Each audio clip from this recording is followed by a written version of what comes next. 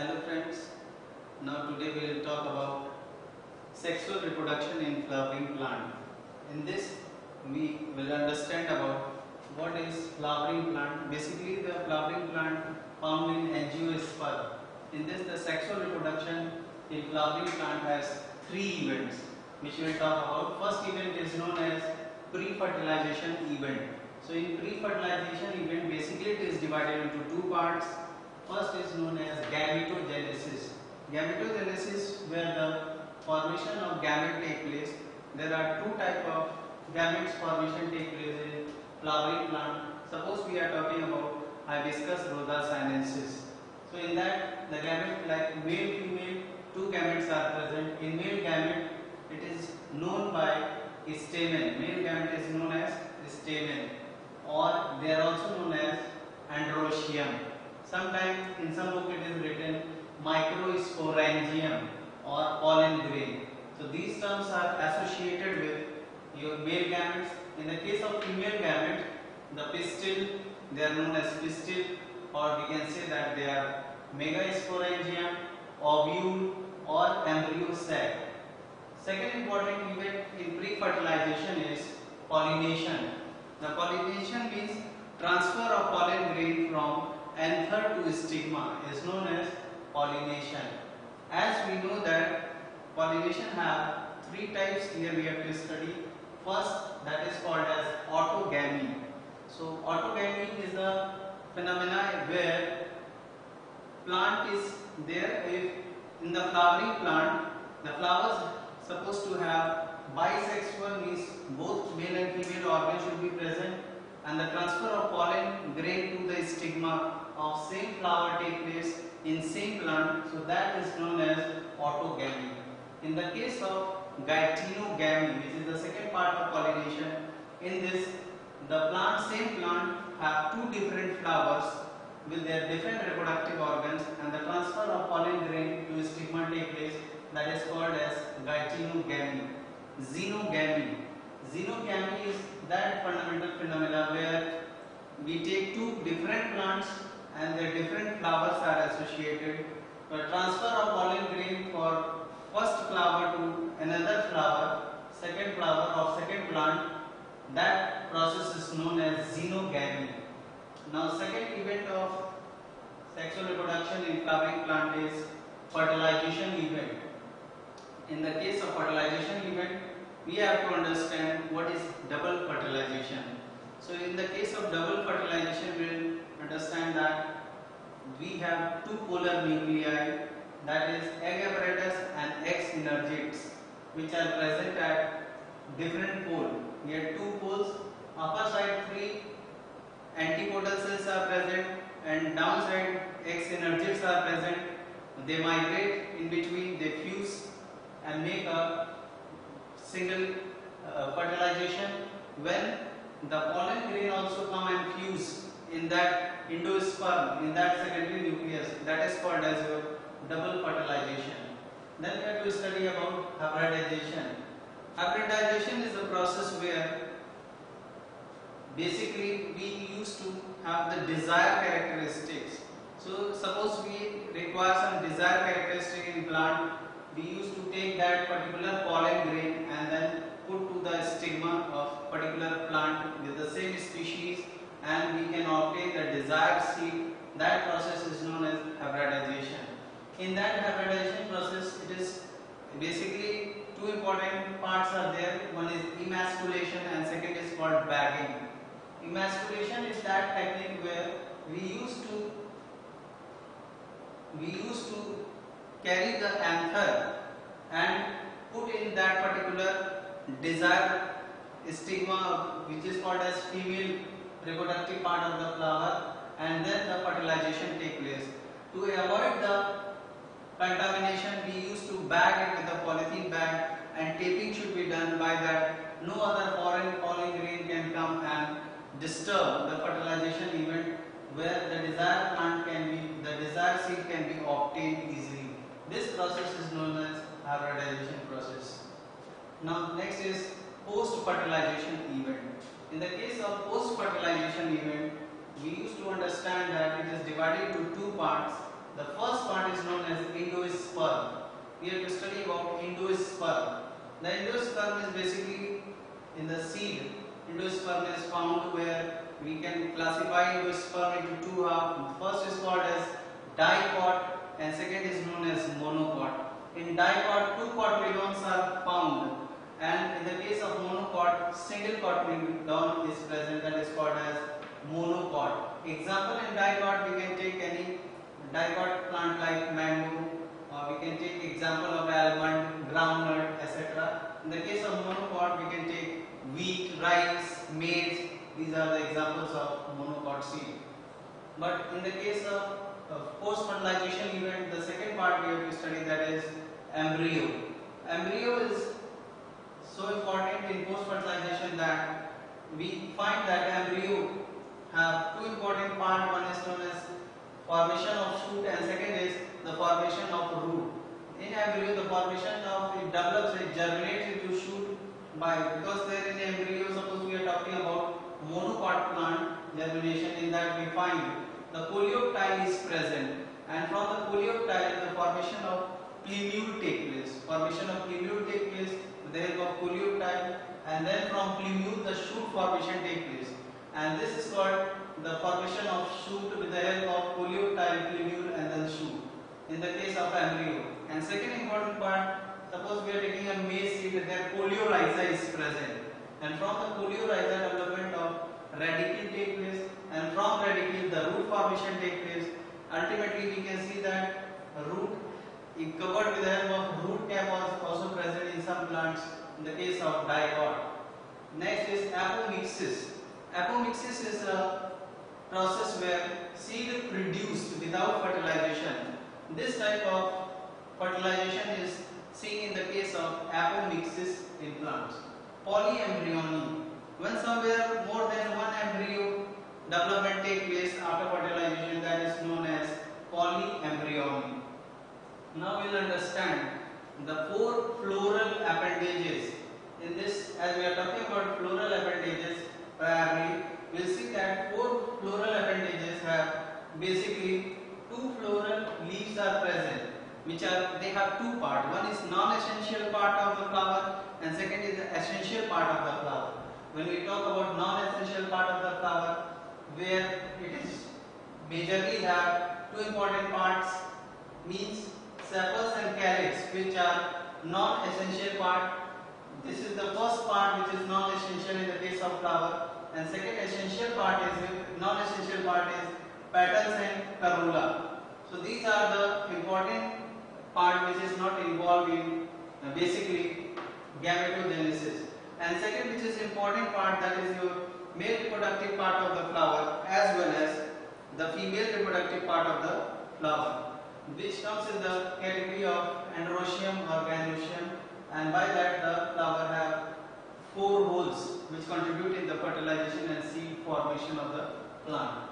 Now here we will talk about flower. Two types of flower are basically seen. First is bisexual flower. So meaning of bisexual flower is that it have either male and female, both sex organs are present, gametes are present. Male and female gametes are present in the case of bisexual flower, but in the case of unisexual flower, either male or female gamete is present. So one of them is present in the case of unisexual flower. Now we will see the fertilization of all these events: male reproductive part, female reproductive part, pre-fertilization event, post-fertilization event, as well as fertilization event. We will see and understand with the help of, yes friend, here we will talk about the sexual reproduction in Hibiscus rosa sinensis, which is also known as China rose flower. In this flower we will show it is a bisexual flower. As we can see, it has both the male and female sex organ present in the same flower. As you can see here, this portion is known as your stamen, and here bilobed anthers are found. The anther consists of pollen grain in the pollen sac. When it is bursted out or the results take place, then the pollen grain come and stick a land over the stigma. Stigma is the female part of the particular flower. It is female reproductive part. It provides the landing space to the pollen grain. As we can see here, this portion is known as a tube-like structure. It is called as a style. It is the style portion. As we can know that the exine here, pollen grain has outer exine and inner intine here. When with some chemicals, the exine layer dissolve and intine layer develop into a tube, and this tube is known as pollen tube. This tube is known as pollen tube. It also consists N nuclei, which is haploid cell inside the pollen tube. It also comes and fuse inside the ovary. Here we will find that 4 polar nuclei are present, which are known as antipodal cells. These are also haploid in nature. Now downside we can see that these cells are 4 in number and they are called as X-synergic. As we can see here, they are also haploid in number. The chromosome number is N. Now we will see that pollen tube, which consists of N chromosome number, it goes and fuses in the secondary nucleus. This is called as secondary nucleus.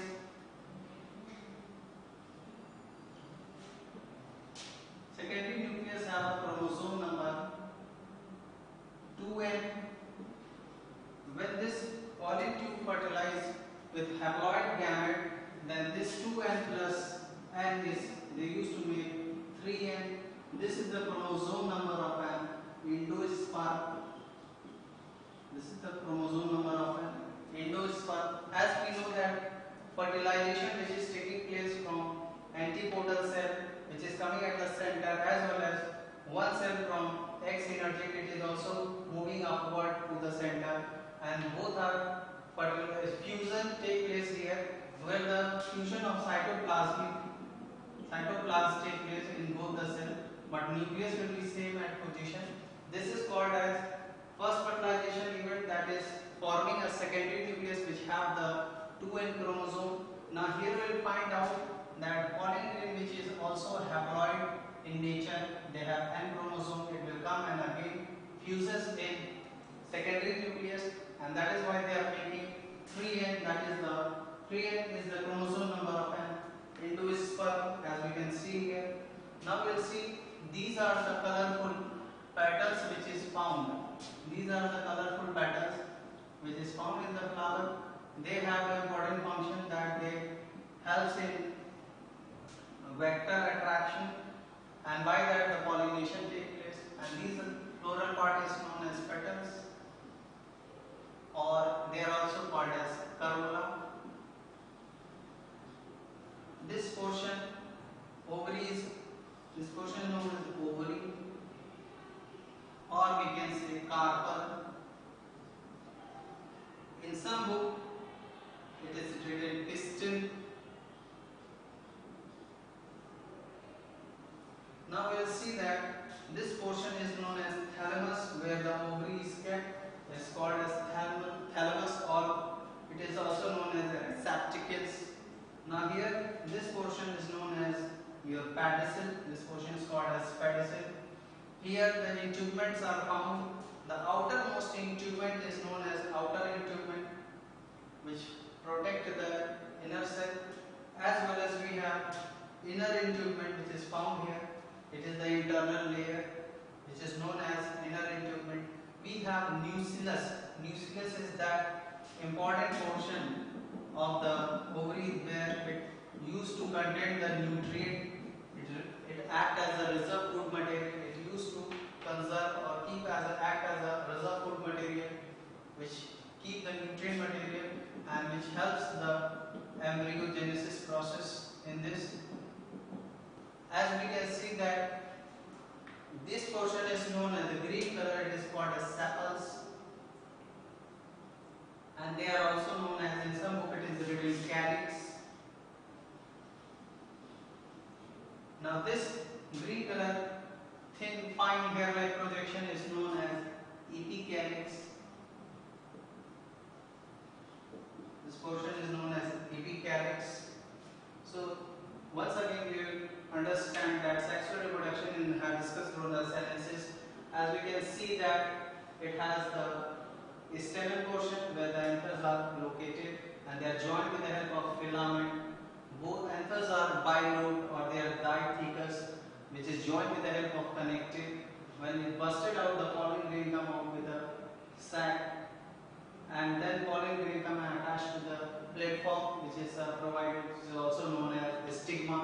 Here the exine get dissolved and in time develops a tube which is called as pollen tube.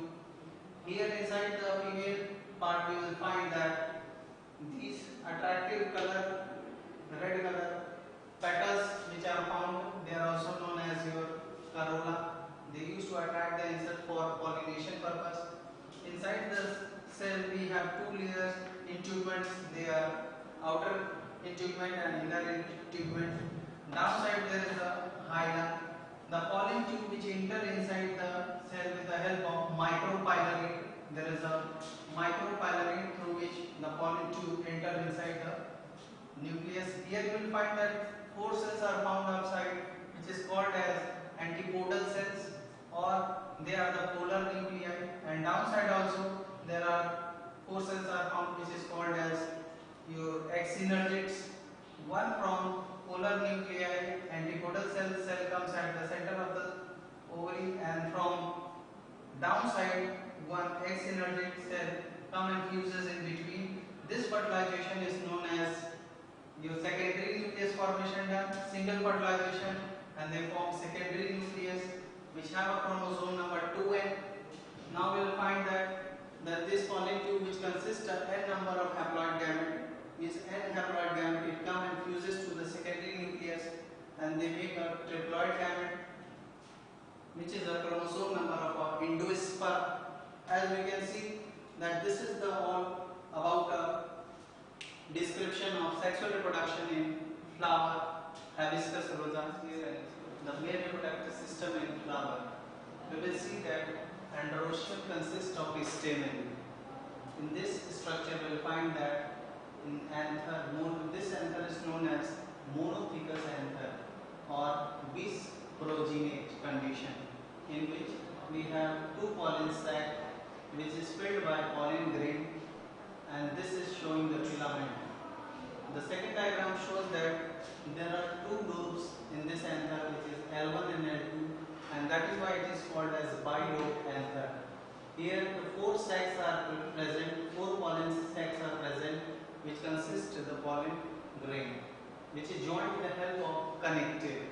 And here the filament which is attached, and this condition is known as diathecous anther or tetraporogenate condition.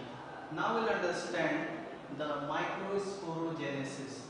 Microsporogenesis, where the cell of a sporangious tissue undergo to the mitotic division and form tetrad, is known as microsporogenesis.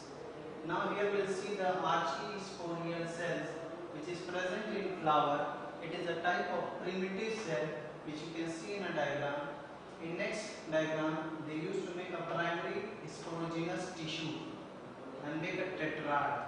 You will find here in this structure is showing the mature anther TS, where the outer layer, there are three different layers are found in this structure which is called mature anther.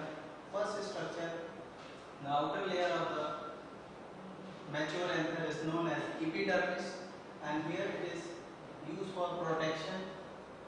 Now we will understand the second layer, which is known as endothecium. It used to secrete a particular enzyme which is called alpha cellulose enzyme, which is secreted and it helps in dehiscence of pollen grain. The last inner layer of the structure shows, which is called as middle layer. Its name was middle layer. It provides the nutrition to the pollen grain. Now this structure of the pollen sac you can see, which is enclosed with the epiderm, and inside this pollen grain are filled. This groove aperture is known as strontium. So this is an important part which used to carry in this anther. This is the diagram of mature anther. Now we will understand the structure of pollen grain. In this diagram, first A, you will see that the pollen grain enclosed is have an outer covering which is called as exine. Exine is the outer layer of pollen grain. Here, this structure which have the exine used to secrete made up of sporulin, and the exine is made up of sporulin, which is biologically most resistant glycolipoprotein ever known. Now see here, inside there is a germ pore. It provides oxygen, mineral as well as water molecule. Easily it can go inside the pollen grain where the oxygen transport and mineral requirement is fulfilled. Inner layer is known as intine, which secrete cellular pectin to form pollen tube. So from the inner tube, which is called as intine, they used to develop in a pollen tube. In diagram, we will understand that outer exine, inner intine, which is showing in diagram, and here inside the cytoplasm there is a nucleus, prominent nucleus is seen. In third diagram, you will see that in this the nucleus where it is divided into vegetative cell as well as generative cell. So vegetative cell used for food material is stored, means they used to reserve the food material and it helps in the growth of the particular cell, which is called as pollen grain. And second core is known as generative core. A mature pollen grain makes two male gametes. In this, the two male gamete formation takes place. Now we will understand the microsporogenesis with the help of flowchart. Microsporogenesis, which is also known as male gametophyte. In this, we have bilobe which is connected with connective, which is joined with the help of connective, or it is called dithecal, and one filament is formed. So in this we will say the pollen grain which is formed by TMC, that is also known as pollen grain mother cell. It has the chromosome number 2n. It is also known as microspore mother cell. Now in this, the microspore mother cell having 2n is diploid structure, which go under to the meiosis cell division. It used to form pollen grain with N. N is haploid cells. So one pollen grain before pollination in anther and one pollen grain after pollination goes to stigma. Now you will see that nucleus of a pollen grain which undergo to the mitosis cell division 2 times. So in first mitosis they used to form 4 cell stage, which is having 2 generative and 2 vegetative cells. It used to make a tube cell. It is also known as vegetative cell, is also known as tube cell. In second mitosis we will see generative cell, which used to form 2 haploid male gametes. So this is all about the male reproductive system in flower like Hibiscus rosa sinensis, Androecium consisting stamen, and microsporogenesis we have talked about. Now we will move to the female reproductive system in flower, Hibiscus rosa sinensis. So here we will see that MMC is known as megaspore mother cell. It is called megaspore mother cell, which have the chromosome number 2 and it is diploid. So it goes to the meiosis cell division. It used to form 4 cells. The all megaspores have the chromosome number N. After this we will see that in this 4 cell, 3 cells are degenerated, means they are non-functional. Only one is the functional cell, which have the N chromosome, means it is haploid in nature. Now we will see that in this unisporic ovule. So it is also known as, when one is functional, it is called as unisporic ovule. In this second cell, when it goes to the one functional cell which have the haploid megaspore, which goes to the first mitosis cell division, it used to make 2 daughter cells. Then again it will move to the second mitosis cell division and it make 4 daughter cells.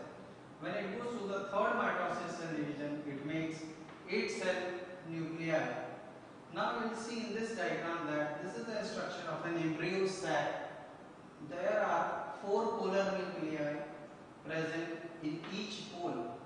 So one polar nuclei which move from top to middle and one polar nuclei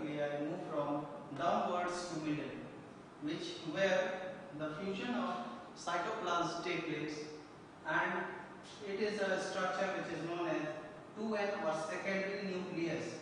The upper polar nuclei is known as antipodal cell, which is haploid in nature.